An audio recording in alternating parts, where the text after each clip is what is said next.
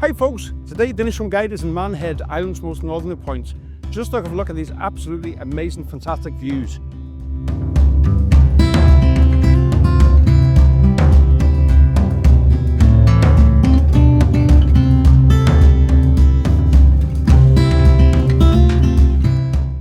And in a few minutes, we're going to visit a local family-owned business right here in the heart of Inishowen. It's called the Seaview Tavern, and we're going to speak to the owners, Catriona and Michael Doherty.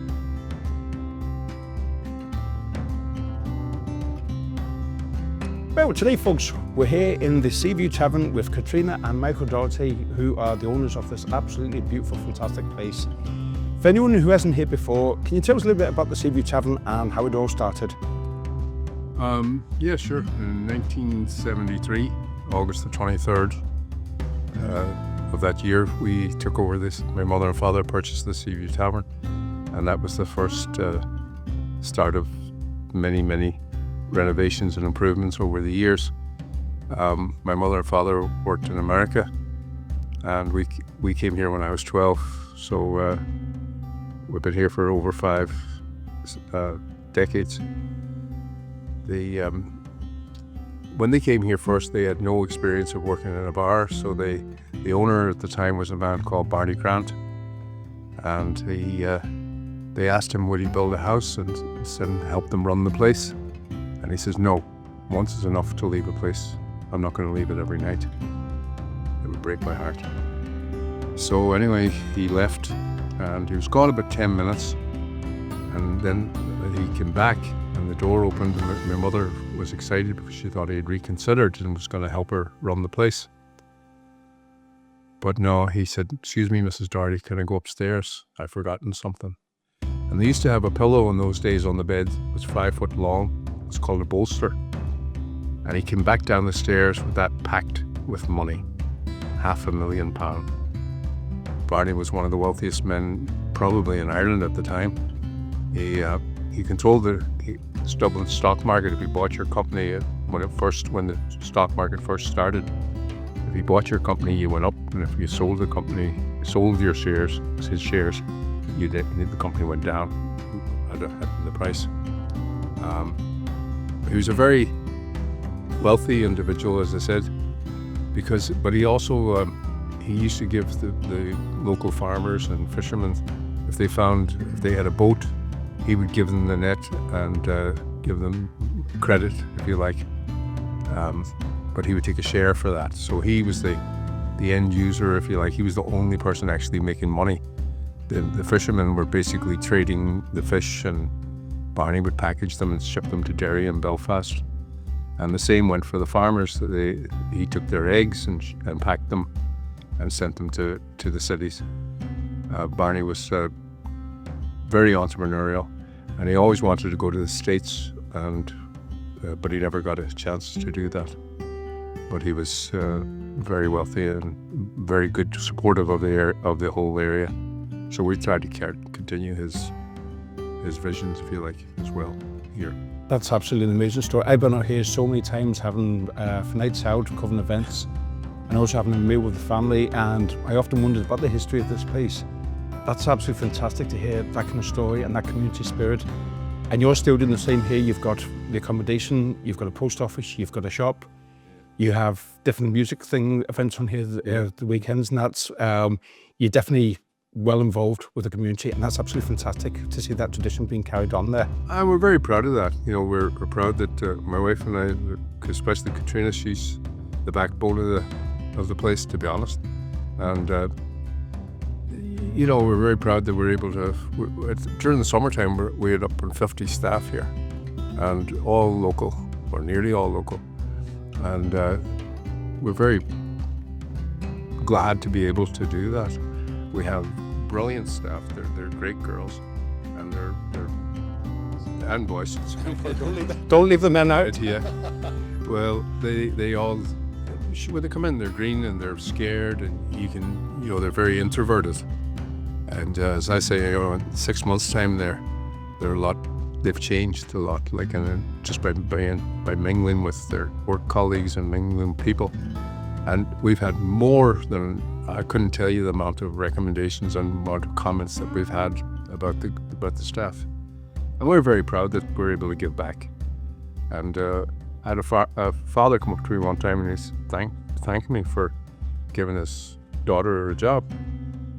And I said, well, not for nothing. She earned her wages, you know, so she wasn't sitting around like. And he said, well, I didn't have the money to send her to college, and that helped. The wages that she made here during the summertime helped subsidize her college, to whatever amount of money she had to spend for college down there. So we're pretty proud of that. That's a lovely, lovely story. As I said to him, I said, we didn't build the restaurant for you, but I'm glad you got a shake out of it. That's fantastic. And you know something, it's great when you see a community supporting a local business and a local business supporting the community. It works both ways there. Well, the community is absolutely fantastic here, and like, you know, it's great to see the holiday makers coming, but it's even more important to have the locals support you during the winter time and during quiet periods. That's for sure. Yeah. And also what's great, as you say, for young people coming in, maybe 15, 16, 17, 18 years of age, where they're kind of quiet and shy, and it gives them confidence. They earn their own little bit of money, a little bit of independence, and by them actually earning a little bit of money, they appreciate a good work ethic. And also, maybe they might have had that chance to go to college, not doing no fault of their own, but by helping families out. That's really, really fantastic what you're doing here. And he's really, really highly well respected. I've seen the comments on social media, reviews put up. There's nothing but great praise for the staff and for yourselves in this place here. You know, it's not really a job if you enjoy doing it. That's for sure. You know, and I think that comes across a lot. And that Catriona's, I unfortunately have a difficulty with walking sometimes, but Catriona's, she's well respected by the staff, and they all mingle and socialize together. So, you know, it's not a boss and employee relationship at all. It's all friends. As I always say, behind every good man is a fantastic woman. That's for sure. But you know, one thing, all joking aside, I'll tell you what I've noticed, and I've seen this in many, many places. The way you know what a work environment is like is if you see the staff when they're serving you, if they're relaxed, if they're happy, they're not on tenterhooks. For me, that tells you it's a great work environment. They're not scared if the boss walks in. I've seen you, Catriona, here. You are a powerhouse of a woman.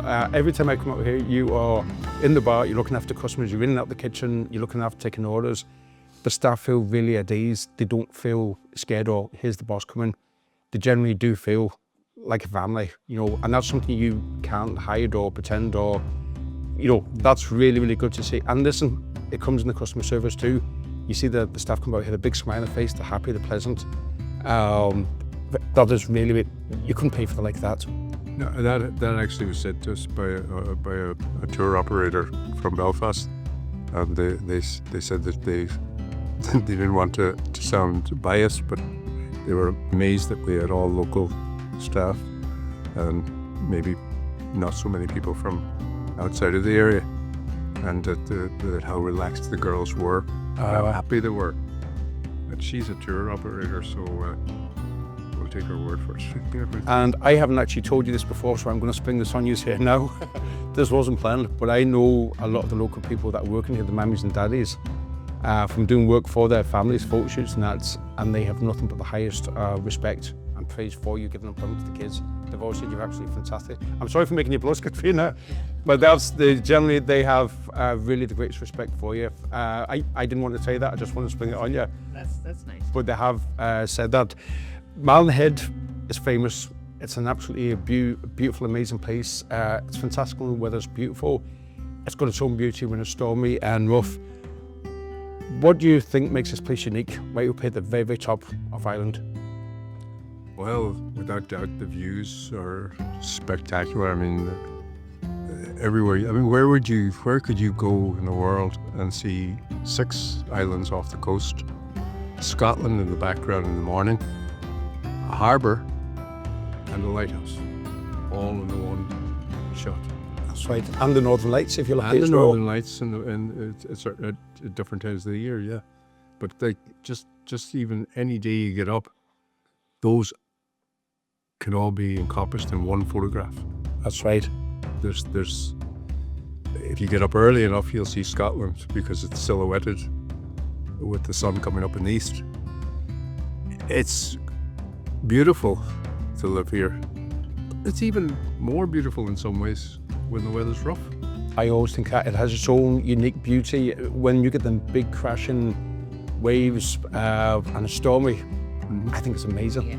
I actually One of the islands out here is called the Ross na Barchin, and it's a mile out nearly, and it's 3 stories high. 3 stories. Yeah, and if you were in a boat, you would appreciate it. But it's fairly flat. It's just in front of the windows here, and as I say, it's 3 stories high. And in the winter time, when we get a storm and the wind coming from the right direction, the waves will be crashing over that island. So you're looking at a wave over 3 stories high. That is some height there. It is. And I know it's that beautiful that they even come from outer space to visit here. The Star Wars, they actually came here to make the film, one of the films. Yeah, Star Wars. Yeah, they were around the area. Yeah, and again because of the views, it was filmed mostly out near the tower, the Lloyd Signal Tower, which was built by the Admiralty way back, and it was used as a lookout post during World War II, or during the World Wars. I'm not sure if it wanted to. The views again were so rugged and so they picked it for its scenic beauty, and everywhere you go. For example, if you're looking out here at the Garvan Isles, you would think it's almost one island. When you go towards the head, you see that there's 3 separate islands: the Green Isle, the White Isle, and the Middle Isle. And funny enough, we would be the only people in Ireland paying tax for those islands because we have a farm, a small farm, and all the farmers in Ballygorman have a right to graze sheep on it. But you don't pay agriculture; you pay rates on agricultural land. You pay because we have a business. It's all lumped together, so we're actually paying The rates for that there. Yeah, really. And every bend and every corner that you come in Malin Head, it's a completely different view. Absolutely. Literally within 10 minutes, the view's completely different with the weather, the sun, fog, mist. Well, you can get 3 to 4 seasons in one day. In the one day, if not in the 1 hour there. I know there was actually a film company came from Idaho. They were doing a documentary about Inishowen here recently. They came out here for one evening. I was chatting, we were saying that they've heard about Malin Head and had to come out, and they heard of a place called the Seaview Tavern. And I said, listen, I know Catriona and Michael, you definitely have to go there.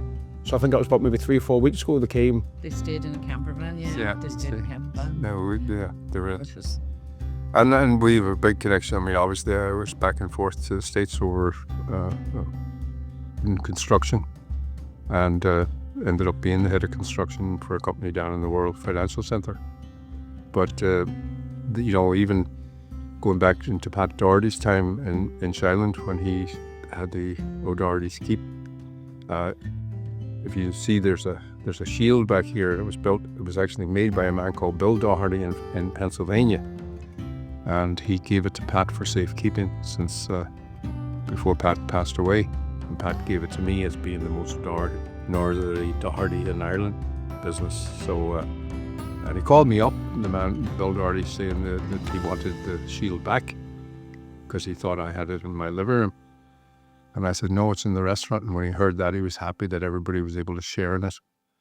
So this has kind of become the home of the Dohertys in Malin Head, because we are the most Northerly Doherty family. That's a lovely story. I never actually knew that at all there. Yeah, we'd be the most Northerly Dohertys in Ireland. Pat was kind enough to give us that shield. Oh, and that goes to show the When great. the Doherty clan come here quite a bit, we get a lot of support from them over the years. That's great. And that goes to show the great respect that he had when he gave you that to start off with. Yeah. He didn't just give it to any Doherty, he gave it to No, your family Doherty. He was a lovely man. I mean, he actually was a professor, I believe, or in Michigan. A very intelligent guy and a gentleman. That's fantastic to hear that there. And Malin Head attracts visitors from all over the world. After exploring the coastline and going up to the tower and Hell's Hole, what kind of atmosphere can people expect when they walk in here? Well, we're only half a mile from from the wee house of Malin, which was a very religious area, and they used to do a pilgrimage, saying the Rosary on the 15th of August, and go down to there's a 15th century church there, and a cave where St. Murdoch lived, and where a family actually lived during penal times. And there's supposed to be a cure in Malin Well, the wee house of Malin. There's a well in the middle of the water, and the waves come over it twice a day, but the water's still fresh in the well. Still fresh water. It's supposed to be. So there's something very special and magical about Malin Head. It is, and back in Druid times, it was a place where the Druids went to wash off their sins. And in the headland, there's a rock or in the middle of you can see right through the headland. It's like a cave.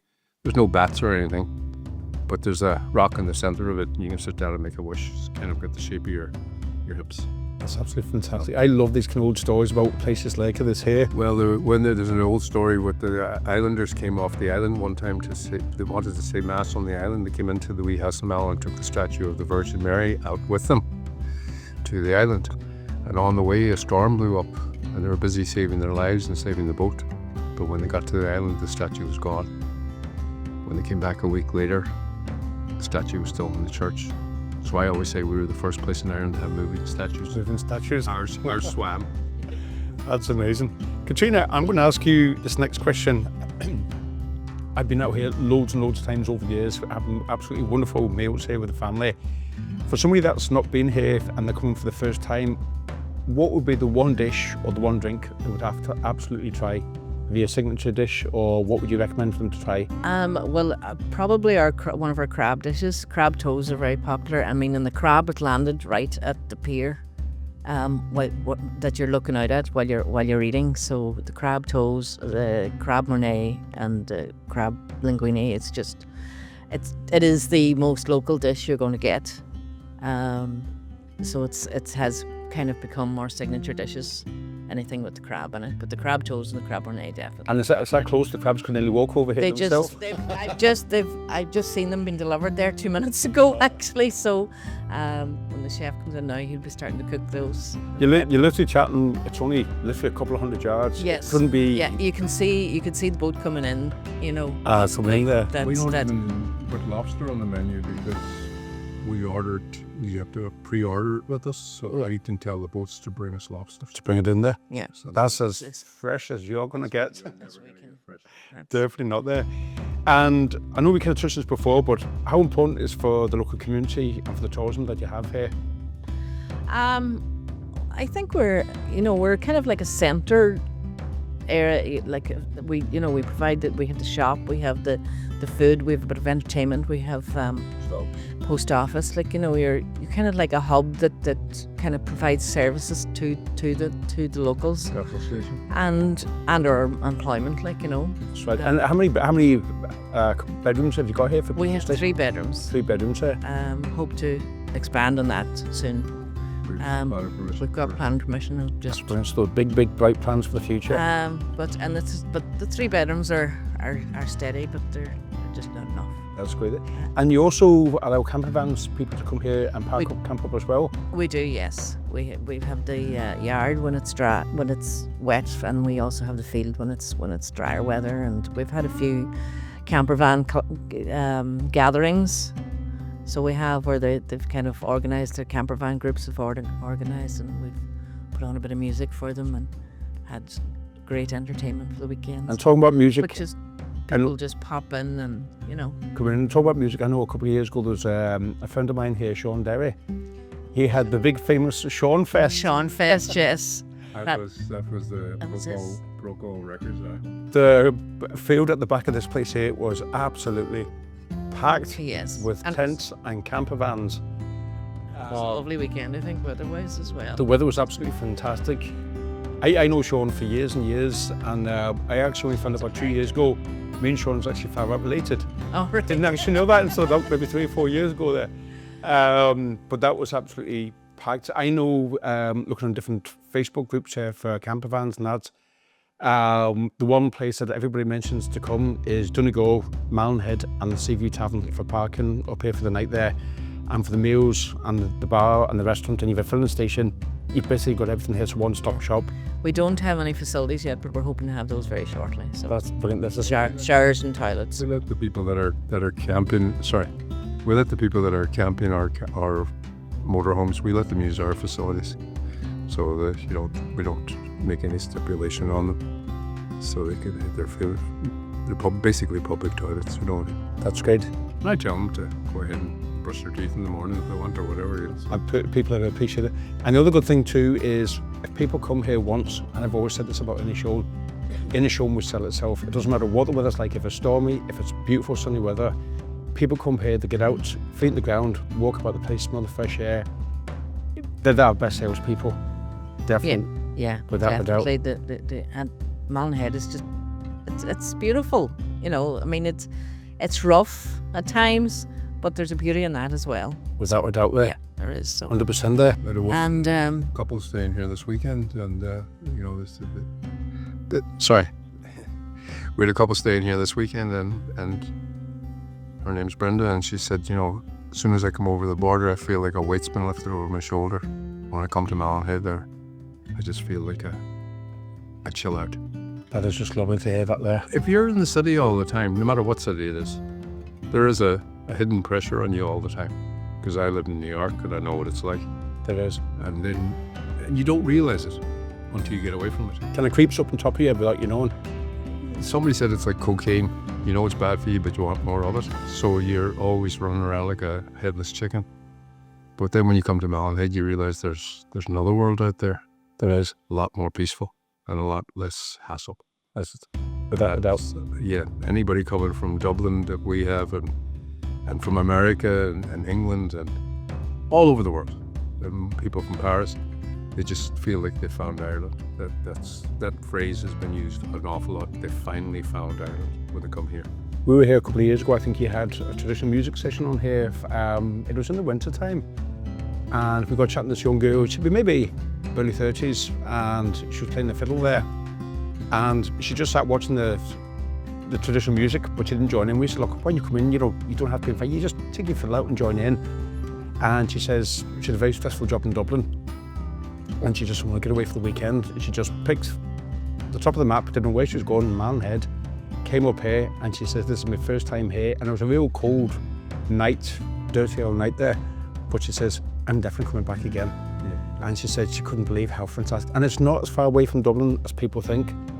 It's not that far away. No, and I mean, we're very close to Belfast, we're close to Dublin. It's very, very it's close. Not, I mean, people think, miles away, but no. Derry City's 28, 29 miles away. It's not that far away there. No, definitely not. Yeah. But it's nice when people come in and there's a bit of an atmosphere and, a bit of a... Definitely. But we have another trad session coming up at the weekend. And people are very welcoming, if a stranger comes in, they like to invite me and say, look, take your fiddle out, play, The trad session group loves to have just everybody join in. They do, yeah. Definitely. Catriona, you've been on the Inishowen Guide now for a while. You've joined back up again this year. Yes. How have you found it so far for business? Good, yeah. You're working hard, Brendan, to get us all promoted. So doing my best to get the area promoted, which if you promote Malin Head, I think it helps the whole of Inishowen. So it definitely does. As I say, a rising tide lifts all boats. Yeah. People think, it's just businesses in Inishowen in Malin Head, but it doesn't. Malin Head is like an attraction, but they're going to explore the whole of Inishowen. That's right. It's not just right. fault there. Yeah. It's absolutely. Listen, folks. Finally, how can people find you online or contact you? Well, we have our seaviewtavern.ie is our website, Facebook, Seaview Tavern Facebook page, and also Instagram, Seaview_Tavern. And not forgetting the Inishowen Guide. And not forgetting the Inishowen Guide. That's great. Can't forget that. Catriona and Michael, listen, thank you so much for inviting me down here today. This is a really, really brilliant place to come and visit and stay. People, you have to come here. Don't just take our word for it. Come, try out this place here, see what it's like, use it as a base. And I know this place is going to get bigger and bigger and bigger, and you're doing fantastic in the community. You can just tell by the people's faces when they come in here. Everyone's just really, really happy. Thank you. Listen, thanks so much, folks. Thank you. Appreciate it.